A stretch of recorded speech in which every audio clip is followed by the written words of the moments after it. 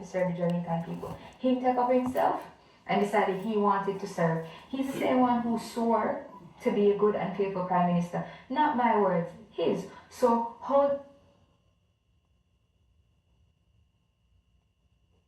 it's so sad that Jamaicans are so accustomed to poor leadership that when intelligent, sensible people hold the current government accountable or speak out about the injustice of the current government, boy, let me be respectful. I don't want to call you idiots, but it just seems so stupid to me that you're going to defend poor leadership. Like, do you not have standards? Do you not have children? Do you not want a better future for them? Because that's what you're telling me. The fact that you are content with this hogwash leadership tells me that not only do you not love yourselves, you don't even love your kids to want to give them a better future. And for those of you saying that the government is doing such a good job, give specifics and stop talking claptrap on people's pages. Because you just saying, oh, it's good with nothing behind it, is you saying a whole lot of nothing. And furthermore, when you choose to be a leader, you choose to be in a position where you are held accountable. Just like if you are a parent, you chose to have kids, so you chose that responsibility and you chose to be in a position where you can be held accountable if you are not taking care of those responsibilities. So as a parent, you're not minding a child, that's why they can be taken to court for maintenance. That's why kids have rights, so that parents can do right by them, and if they are not, they can be held accountable by the law. And it's the same with the government. Just like our parents choose to have kids, the PM himself chose to be a leader. Nobody never dig him up in Spanish Town and beg him to serve the Jamaican people. He took up himself and decided he wanted to serve. He's the same one who swore to be a good and faithful prime minister. Not my words, his. So holding him accountable has nothing to do with my personal feelings towards him. Holding him accountable has to do with his leadership, what he promised to do and what he ought to do based on the trust that Jamaicans have given him to serve as prime minister. So we're raising our voice. So I couldn't have said it any better, because I said it over and over. Show me what this prime minister had done different from any other prime minister in Jamaica, except for put Michael Manley out of this. Show me what the JLP and the PMP party has done differently. I can give, the only person I know that I can give a little teeny bit of kudos is PJ Patterson. I can give him a little bit of kudos. But the rest I don't know, washed up, one full in a pocket with money. There is nothing around here for me if you really look at and say want to do constructively.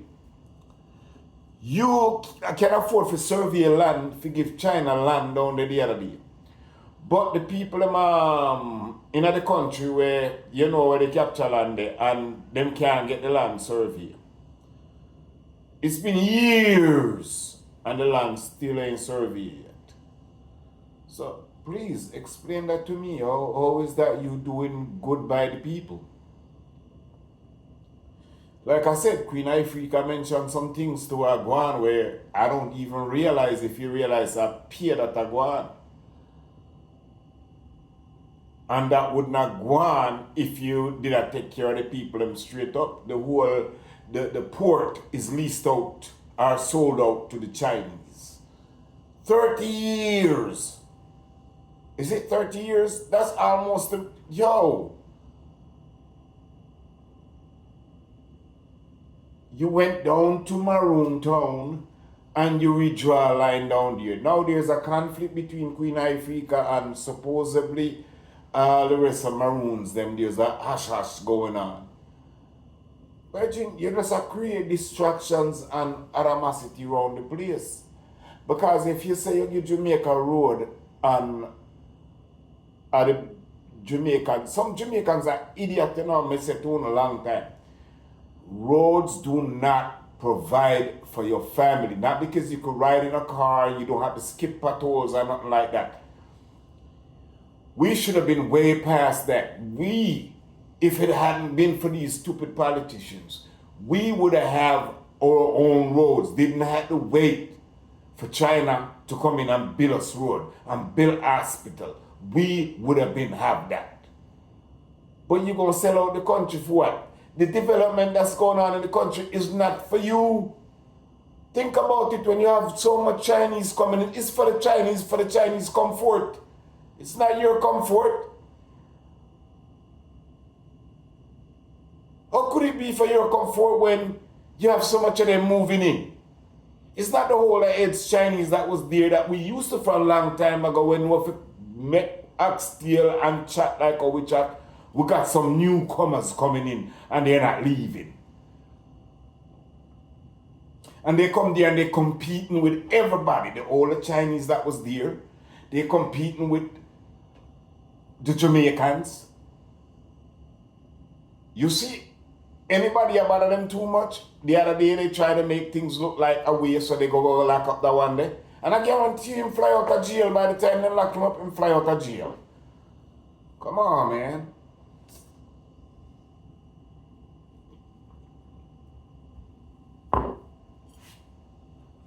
There's one thing that showed me that I cannot trust Andrew Holiness. When I see Andrew Holiness put Michael Manley and Eddie Siaga on the same money and turn around and say he want to put up statue for Eddie Siaga, I'm like, brethren, me not care what him do. The biggest problem that we had in Jamaica start because of Edward Siaga. Edward Siaga derailed Jamaica, and ever since he derailed Jamaica, we've been hurting and hurting and hurting. That man should have never been prime minister. And like me said, the licky people, them know they will run back at him. And still running behind, like the Maroon them say, the same colonial system. You guys are all a part of the colonial system that keep us down. And you expect us to run behind you, Mr. Prime Minister, sir? You expect us to run behind you.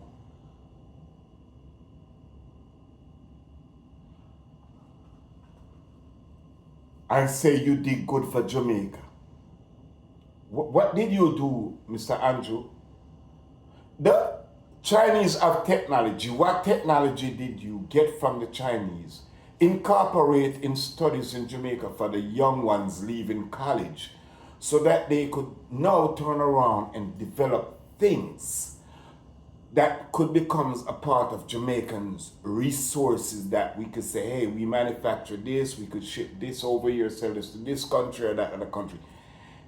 All you got was what I've always talked about.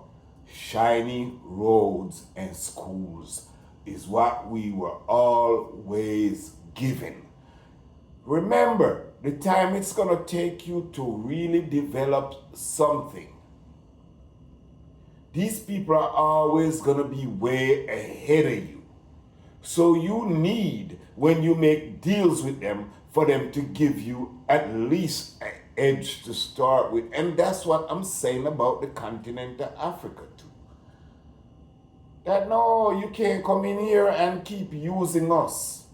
We shouldn't allow neither JLP or PMP to keep coming in and spreading and telling us a whole bunch of crap.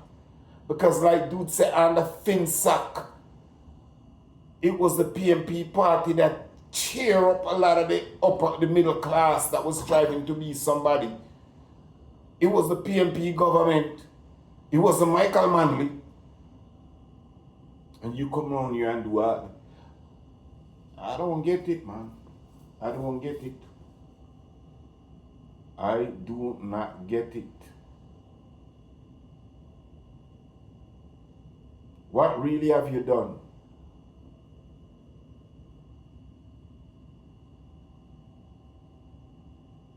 Nothing. That's why I don't disagree with the people in Jamaica tell us them about for young youth them down there. Look, I'm gonna say this, and y'all could hate me or come after me if y'all want to come after me. Young people, you don't have to go make what happened to what happened in Kenya where they get shot. All of you guys need to stay away from the blinking hotel and don't show up for work and see what happened. Let's see what. Look, people, it's time y'all tie your damn belly. And you know what? I'm gonna stay home from work. I'm gonna see what gonna happen. If you're going to come out and talk to us like you're a dictator, because the way how Mr. Holiness talk, you sounds like a dictator. And that's why it's not what PGA Patterson said, you know. It's the way how him say it. Why he had was to apologize. And the way how you're talking to the people, you're talking like a dictator. And you should be made to, yes, apologize to the Jamaican people. And I mean legitimately apologize.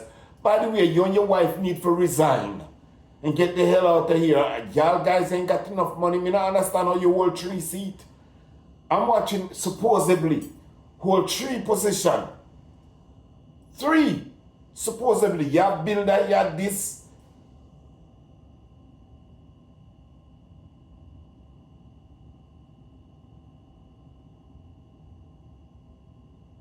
I notice even a lot of people in the diaspora, a lot of them sit down and then they ain't saying nothing.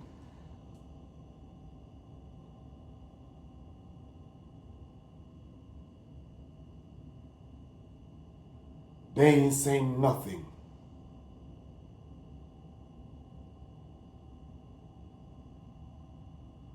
There's a lot of people in the diaspora not saying anything, that know the truth and know everything that's going on. Whoa, man.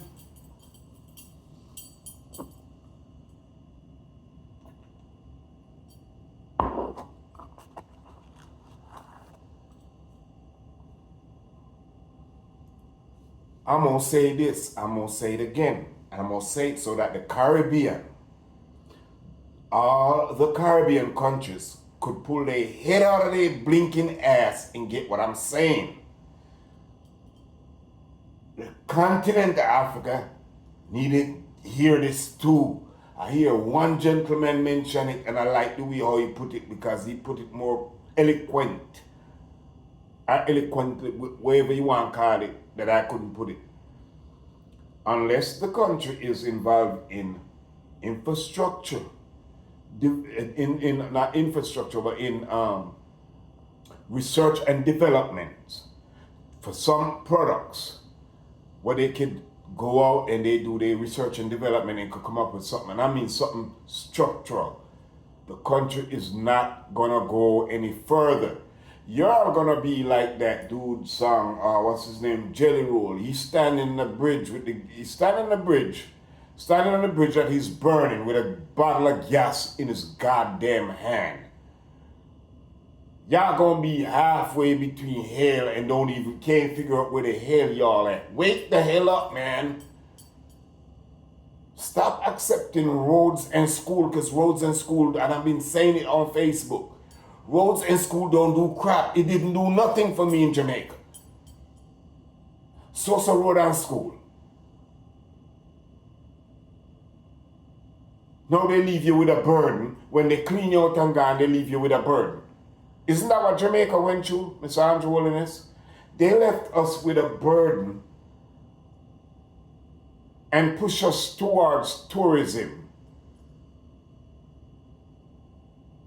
How your geographic book, or when you teach your kids in school in Jamaica learning about anything? When I was going to school, I was hearing about bauxite, the aluminum dirt, sugarcane, textile, clothing and textile, coffee.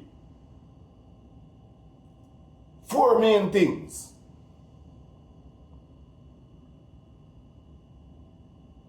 What does Jamaica have now, Mr. Angeles? Oh, a big old goddamn shit hole now, like where name they say. It's not a 12 by 12 pit toilet like what we dig at Jamaica for sewer.